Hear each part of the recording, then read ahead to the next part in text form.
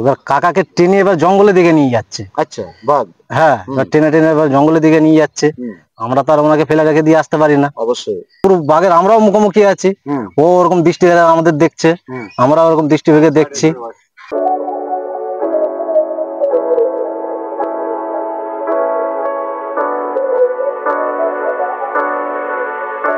দাদা, আমরা এসছি, আস্তে আস্তে শুনলাম আপনার পরিবারে বাঘে আক্রান্ত হয়েছে।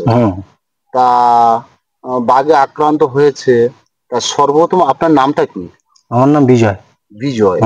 আচ্ছা, আপনি যে বাঘে আক্রমণ আপনার হয়েছে, ওই হিস্ট্রিটা একটু সম্পূর্ণ একটু ভালোভাবে বলবেন? তো প্রথমত আমরা বলি যে আমরা জেলে। আচ্ছা। তো আমরা ডিঙি নিয়ে আমরা মাছ ফাছ ধরতে যাই। তো ওটা ছোট মোল্লাখালীর কথা বলছি। আচ্ছা আচ্ছা আচ্ছা। তো ওখানে যাওয়ার পরে আমরা 3 জনে গেছিলাম, যেরকম আমার কাকা, আমি, আমার জেঠা।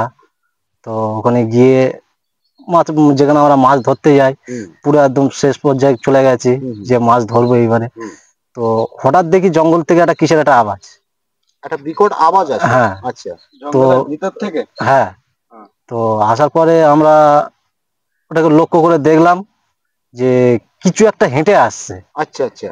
তো মানে মানে জঙ্গলের ভিতরতে গাছপালা যেমন মানে মানে যেরকম একটা নড়ানড়ি করে, ওরকম একটা নড়ানড়ি করে কেমন যেন একটা হেঁটে আসে, এমন যেন অনুভব হচ্ছে। হ্যাঁ, অনুভব হচ্ছে। আচ্ছা।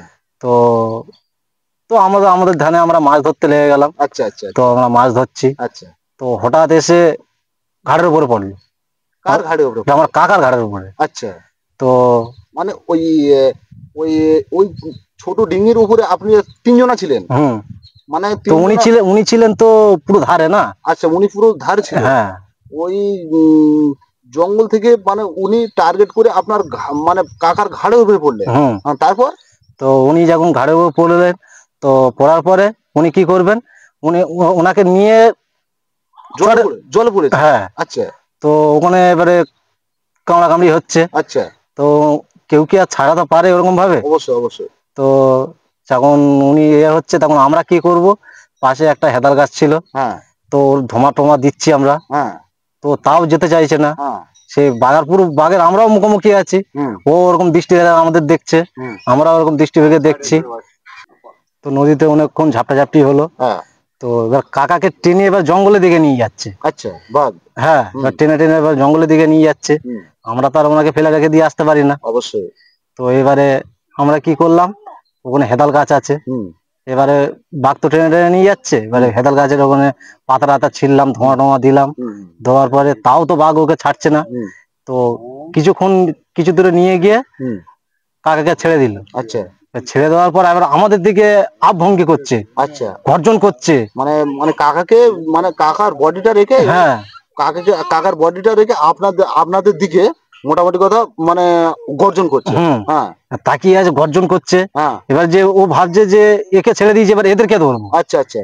এবার এদেরকে একজনকে ধরবো। আচ্ছা আচ্ছা। তো তাই তো ও তো কিছু করতে পারলো না।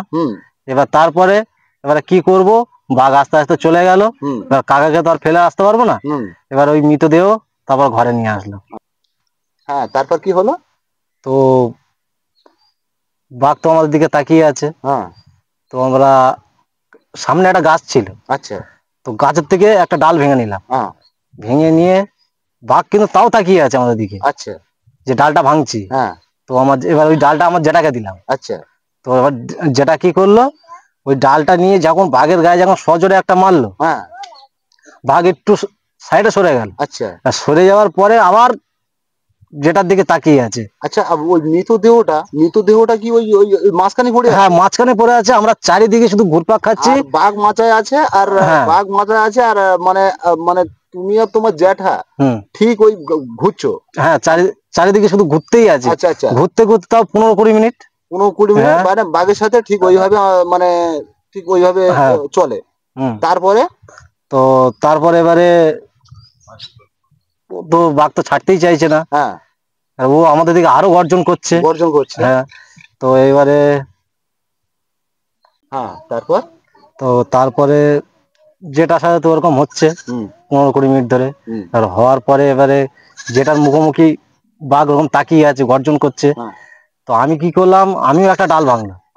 টাল ভাঙার পরে আমি যখন সজোরে যখন বাঘটার পিঠে মারলাম। হ্যাঁ, আচ্ছা আপনারা যে ঘুরছিলেন ঠিক ঘড়ি কাঁটার মতো? হ্যাঁ, ঘড়ির কাঁটার মানে মতো। বাঘ আছে মাজায়, দেহটাও আছে মাজায়। মানে আপনি আছেন পিছনে, আমার যেটা আছে সামনে। যেটা আছে সামনে। হ্যাঁ, তারপর তো যখন পিঠে যখন খুব জোরে করে যখন মারলাম, তখন ও পালিয়ে গেছে। আচ্ছা, পালিয়ে গেছে। এবারে পালিয়ে যাওয়ার পরে গর্জন করেনি?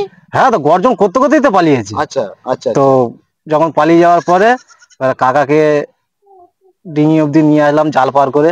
কাকার অবস্থাটা কেমন ছিল? তো সব পেট খেয়ে নিয়েছে, সব হাত ফাত এদিকে ওদিকে পুরো একদম ছিন্ন বিচ্ছিন্ন করে ফেলেছে। বাঘ আগে অ্যাটাক করে পেটটাকে, বড় মাংস মনে হয় পেটটাকে। তারপর তো যা হোক করে নৌকায় ডিঙিতে তুললাম, তুলে এবারে আমাদের গ্রামে নিয়ে আসলাম।